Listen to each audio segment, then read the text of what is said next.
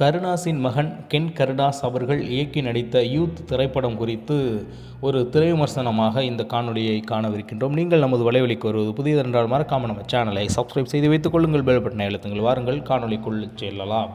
கருணாஸின் ஒரே மகன் கென் கருணாஸ் அவர்கள் இதற்கு முன்பு குழந்தை நட்சத்திரமாக நடித்திருக்கின்றார். அது மட்டுமல்லாது நம்ம தனுஷ் சார் கூட சேர்ந்து ஒரு படமும் பண்ணியிருக்காரு.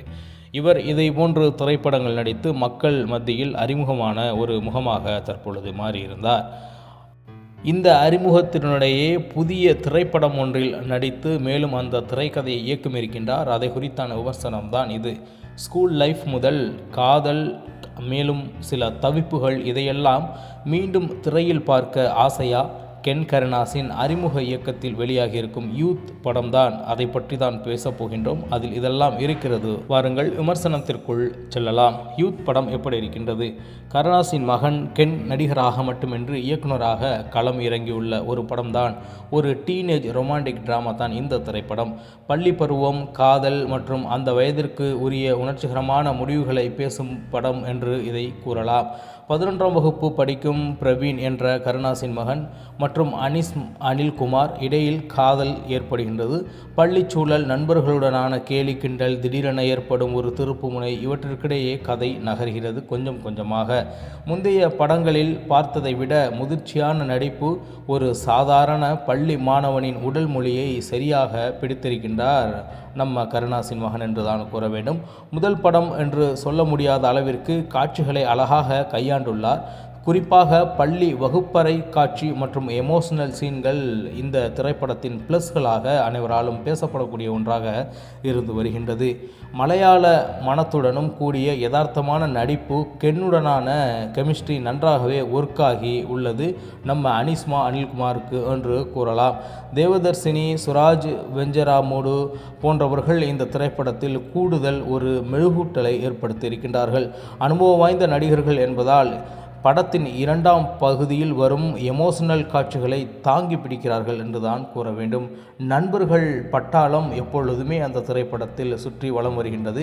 படத்தில் வரும் நகைச்சுவை மற்றும் கலாட்டாக்களுக்கு, கலகலப்புகளுக்கும் இது மிக முக்கிய ஒரு வழிவகுக்கக்கூடிய இடமாக அனைவராலும் பார்க்கப்படுகின்றது. படத்தின் மிகப்பெரிய பலம், பாடல்கள் ஏற்கனவே ஹிட், பின்னணி இசை டீனேஜ் காதலின் மென்மையை காட்டுகிறது என்பதால் ஜிவி பிரகாஷ் இசையமைத்திருக்கின்றார் என்பதாலும் மிகப்பெரிய அளவிற்கு கதை ஹிட்டை கொடுத்திருக்கின்றது. திரைப்பட பாடல்களும் பெரிய அளவிற்கு இளைஞர்கள் மத்தியில் ஹிட் ஆகி இருக்கின்றது. மேலும் பள்ளி மற்றும் கிராம சூழலை மிக துல்லியமாகவும் அழகாகவும் காட்டியுள்ளார். வண்ணங்கள் படத்திற்கு புத்துயிர் தருகின்றன. என்னதான் திரைப்படத்தில் பிளஸ் இருந்தாலும் சில மைனஸ்களும் இருக்கத்தான் செய்கின்றன. பிளஸ் மைனஸை பேசுவதுதான் ஒரு சிறந்த திரைப்படத்தின் விமர்சனமாக இருக்க முடியும். யதார்த்தமான வசனங்கள், இசை, டீனேஜ் உணர்வுகளை கையாண்ட விதம் என்பது திரைப்படத்தின் பிளஸ்ஸாக பார்க்கப்படுகின்றது. படத்தின் வேகம் சில இடங்களில் மெதுவாக தெரிகிறது. ஏற்கனவே பார்த்த பல பள்ளி பருவ கதைகள் நினைவுபடுத்துவது போன்ற ஒரு ஃபீல் தெரிகின்றது. ஆகையால் அது திரைப்படத்தின் ஒரு மைனஸாக இருக்கலாம் என்று அனைவராலும் பேசப்படுகின்றது. உங்களின் பள்ளி பருவ நினைவுகளின் மூழ்க விரும்பினால் இந்த படத்திற்கு தாராளமாக பார்க்கலாம். குடும்பத்தோடு பார்க்கக்கூடிய ஒரு நீட்டான படமாக தான் இது இருக்குது.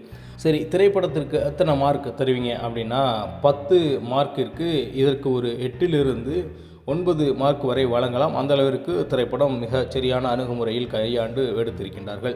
கென் கருணாஸின் இந்த யூத் முயற்சிக்கு ஒரு பெரிய சல்யூட். நீங்கள் இந்த படத்தை பார்த்துட்டீங்கன்னா கமெண்டில் சொல்லுங்கள்.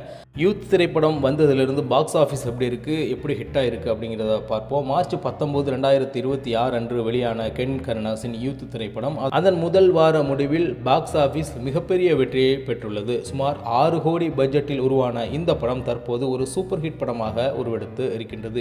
தற்போதைய நிலவரம் வரை என்னவென்றால் 25/2026 வரை மொத்த வசூல் சுமார் வேர்ல்டு வைடு கிராஸ் 30.59 கோடி வரை இதுவரை வசூலாயிருக்கு.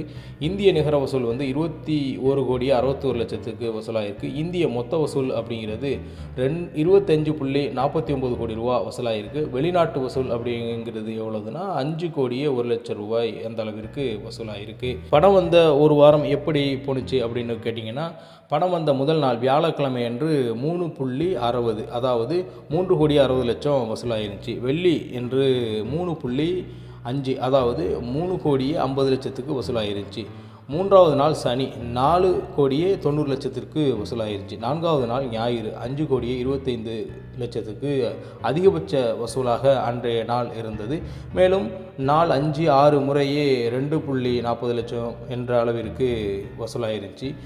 5, 6வது நாள் 1,96,00,000 அந்த அளவிற்கு வசூலாயிருச்சு. ஒட்டுமொத்தத்தில் இந்த திரைப்படம் என்பது 2026ஆம் ஆண்டின் அதிக லாபம் ஈட்டிய 3வது தமிழ் திரைப்படமாக இது மாறியிருக்கின்றது. குறைவான பட்ஜெட்டில் எடுக்கப்பட்டு முதலீட்டை விட 260% அதிகமாக லாபத்தை ஈட்டியுள்ளதால் திரையுலகினர் இந்த படம் ஆச்சரியத்தை ஏற்படுத்தி இருக்கின்றது. நிச்சயமாக இந்த திரைப்படம் உங்களுக்கு பிடித்திருந்தால் மறக்காமல் சப்ஸ்கிரைப் செய்து கமெண்டில் பதிவு செய்யுங்க. மீண்டும் இது போன்ற ஒரு திரைப்பட காணொளியில் உங்களை சந்திக்கின்றேன். நன்றி, வணக்கம். இது உங்கள் தமிழா.